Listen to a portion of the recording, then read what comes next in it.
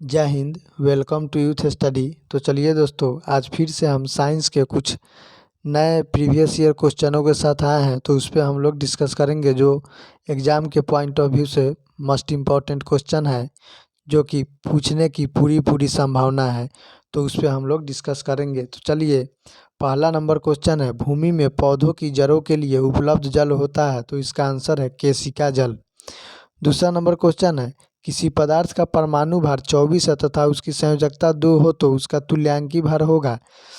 तो तुल्यांकी भार बराबर फॉर्मूला होता है परमाणु भार बट्टा संयोजकता, या H प्लस की संयोजकता, या OH माइनस की संयोजकता, या अम्ल की भस्मिकता, या भस्म की अम्लीयता।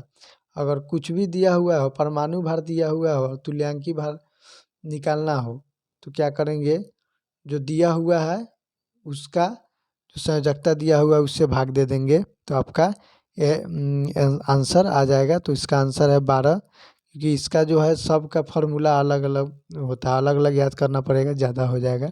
इसलिए जो दिया हुआ है वो जो दिया हुआ है उसका बटा उससे जो निकालना है उसका भाग दे देंगे तो आपका आंसर आ जाएगा।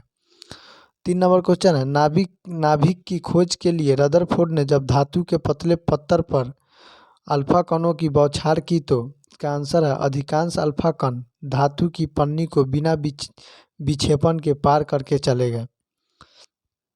जैसे कि देखिए, वो एक अल्फा कण का प्रहार कराया गया, उस सोना का पत्थर था, उस पर जब प्रहार कराया गया तो कुछ जो कण जो है ना उसको पार करके चला गया, और कुछ कण है कि वहाँ से जाके और फिर रिटर्न वापस आ गया। तो उससे पता चला कि हाँ वहाँ पे कुछ न कुछ है, जिसका पता चला कि हाँ वहाँ पे कुछ नाभिक का आविष्कार हुआ, नाभिक है, इसलिए वहाँ से प्रकाश रिटर्न वापस आ जा रहा था। तो अगला क्वेश्चन है 4 नंबर, एक पिंड को 0.2 मीटर त्रिज्या के क्षैतिज वृत्त पर घुमाया जाता है, इसका कोणीय वेग 10 रेडियन पर सेकेंड है। वृत्ताकार मार्ग के किसी बिंदु पर रेखीय वेग क्या है। तो इसका देखिए आर दिया हुआ है 0.2 मीटर त्रिज्या, और ओमेगा दिया हुआ 10 रेडियन पर सेकेंड, भी निकालना है। तो भी बराबर होता है ओमेगा आर। तो ओमेगा कितना है 10 रेडियन है, इंटू आर कितना दिए हुए 0.2 मीटर दिए हुए हैं, तो मल्टीप्लाई करेंगे तो आपका 2 मीटर पर सेकेंड आंसर आ जाएगा। 5 नंबर क्वेश्चन है, आरंभ में स्थिर एक गोला फटकर समान द्रव्यमान के 2 टुकड़ों में विभाजित हो जाता है, तब दोनों टुकड़े, तो इसका आंसर है समान वेग से विपरीत दिशा में चलेंगे। जैसे कि कोई एक गोला है, अगर वो फटेगा तो उसका जो कण होगा, दोनों कण जो उसके एक विपरीत दिशा में 2 कण हो, एक गोला फटेगा तो उसमें 2 गोला का निर्माण होगा जो उसके विपरीत दिशा में चलेगा। जो इसमें होगा, गोला फटेगा तो action equal and opposite reaction होगा। जैसे आपको बंदूक और गोली है तो बंदूक का द्रव्यमान ज़्यादा है, उसका वेग कम होगा, और गोली का द्रव्यमान कम है तो उसका वेग ज़्यादा हो जाएगा, क्योंकि ज़्यादा द्रव्यमान का वेग कम और कम द्रव्यमान का वेग ज़्यादा होता है। याद रखिएगा, प्रयोग में आने वाले प्रैक्टिकली जितनी भी घटनाएं होती है उसमें संवेग संरक्षित रहता है, चाहे जितना भी कोई टक्कर भी होता है तो उसमें संवेग संरक्षित रहता है। 6 नंबर क्वेश्चन है, पिंड का कोणीय संवेग किसके गुणनफल के बराबर होता है। तो इसका आंसर है जड़त्व आघूर्ण गुणे कोणीय वेग। जड़त्व आघूर्ण गुणे कोणीय वेग। उसके बाद 7 नंबर क्वेश्चन है, यदि पृथ्वी के घूर्णन का कोणीय वेग अचानक बढ़ा दिया जाए तो भूमध्य रेखा पर पिंड के भार पर क्या प्रभाव पड़ेगा। तो इसका आंसर है कम होगा, जैसे कि आराम समानुपाती होता है जी के। तो दोस्तों, हम इस पे तो आपको ये तो ऑडियो है, ऐसे नहीं बता सकते हैं, अगर वीडियो रहता तो इस पर पूरा डिटेल में बता देते। तो अगर एक वृत्त ले लेते हैं, उस पर एक रेखा खींचते हैं, उसके ऊपर परपेंडिकुलर एक और रेखा खींचेंगे तो उस पर एक विषुवत रेखा हो जाएगा, एक ध्रुव हो जाएगा। तो ध्रुव पे जो होता है ना आराम ज़्यादा होता है, और विषुवत रेखा पे आराम कम होता है। तो इसलिए ओमेगा बराबर mg हो जाएगा, यानी कि आराम विषुवत रेखा पे आराम कम होगा। तो इसका आंसर हो जाएगा पिंड पर क्या प्रभाव पड़ेगा। तो उसको भूमध्य रेखा पूछ रहा है, विषुवत रेखा, तो इसका आंसर होगा कम होगा। अगला क्वेश्चन है 8 नंबर। एक कृत्रिम उपग्रह पृथ्वी के चारों ओर चक्कर लगा रहा है, उसमें बैठे अंतरिक्ष यात्री का भार होगा।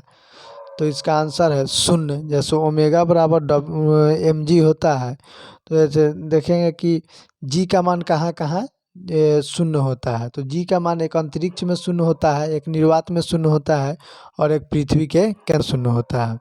तो ये तीनों पे जी का मान 0 होता है। 9 नंबर क्वेश्चन है घर्षण द्वारा किया गया कार्य होता है, तो इसका आंसर है ऋणात्मक। 10 नंबर क्वेश्चन है किसी बहुविखंडन द्वारा प्रजनन करता है, किस बहुविखंडन द्वारा प्रजनन करता है, तो इसका आंसर है प्लाज्मोडियम। न्यूटन के गति के नियमों का प्रकाशन वर्ष क्या था, तो इसका आंसर है 1687 ईस्वी में। 12 नंबर क्वेश्चन है किसी परिपथ में विद्युत प्रवाहित होने का केवल एक मार्ग होता है, तो इसका आंसर है श्रेणी। 13 नंबर क्वेश्चन है भोजन के पाचन की प्रक्रिया के दौरान होने वाले ऊर्जा परिवर्तन के प्रकार को बताएं, तो इसका आंसर है रासायनिक ऊर्जा से ऊष्मा ऊर्जा। 14 नंबर क्वेश्चन है गति का दूसरा समीकरण स्थिति और किसके बीच संबंध दर्शाता है, तो इसका आंसर है समय। 15 नंबर क्वेश्चन है जब आप एक कॉइल स्प्रिंग को कंप्रेस करते हैं तो आप उस पर काम करते हैं, तो प्रत्यास्थ स्थिति ऊर्जा क्या होगी, तो इसका आंसर है बढ़ती है। 16 नंबर क्वेश्चन है केरोसिन में कौन सी धातुएं संग्रहित है, तो इसका आंसर है पोटेशियम और सोडियम। 17 नंबर क्वेश्चन है यदि हम पेड़ की शाखा को तेजी से हिलाएं तो कुछ पत्तियां पेड़ से अलग हो जाती है, यह किस कारण होता है, तो इसका आंसर है जड़त्व के कारण। 18 नंबर क्वेश्चन है धातु की अपनी वास्तविक स्थिति किसमें विद्यमान होती है, तो इसका आंसर है मुक्त स्थिति में। 19 नंबर क्वेश्चन है कौन से प्रजनन संबंधी भाग फूल में स्थित होती है, तो इसका आंसर है एंजियोस्पर्म्स। 20 नंबर क्वेश्चन है प्रत्येक आवर्त के अंत में संयोजी सेल होता है, तो इसका आंसर है पूर्ण रूप से भरा हुआ। 21 नंबर क्वेश्चन है ऐसी वायर जो घरों में बिजली संचालित करते हैं उसमें किसकी कोटिंग होती है, तो इसका आंसर है पॉलीविनाइल क्लोराइड। किस हैलोजन का क्वथनांक उच्चतम होता है, तो इसका आंसर है आयोडीन। किसी पौधे के वानस्पतिक भाग होते हैं, तो इसका आंसर है जड़ तने और पत्तियां। 24 नंबर क्वेश्चन है न्यूटन का गति का दूसरा नियम आंसर है, तो इसका आंसर है बल के प्रभावों को समझने में सहायक है।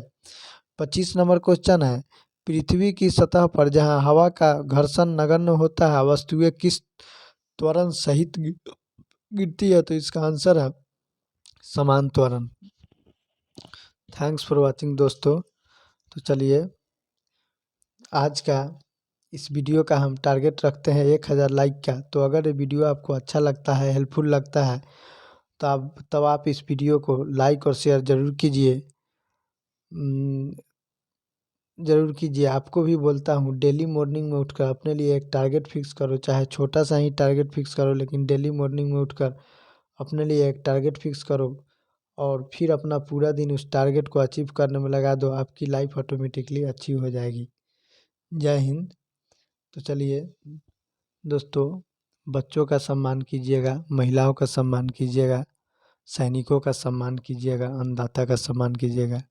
दोस्तों हम क्षमा चाहते हैं आप लोगों से कि मेरे बगल में जो है ना रात को डॉग ज़्यादा हल्ला करने लगता है, इसलिए हम थोड़ा जल्दी जल्दी तेज़ी में क्वेश्चन बोलते हैं कि उसका आवाज़ रिकॉर्ड ना हो, मेरा आवाज़ रिकॉर्ड हो, इसलिए हम रुकते नहीं हैं। वह बहुत परेशान करता है। गांव देहात में ऐसा अक्सर होता है थोड़ा, लेकिन इसके लिए आपको अगर इस वीडियो में कुछ अच्छा लगे तो लाइक कमेंट और शेयर ज़रूर कीजिएगा, बताइएगा, तो उस पर हम विचार करेंगे, अमल करेंगे। तो ओके, बाय, थैंक।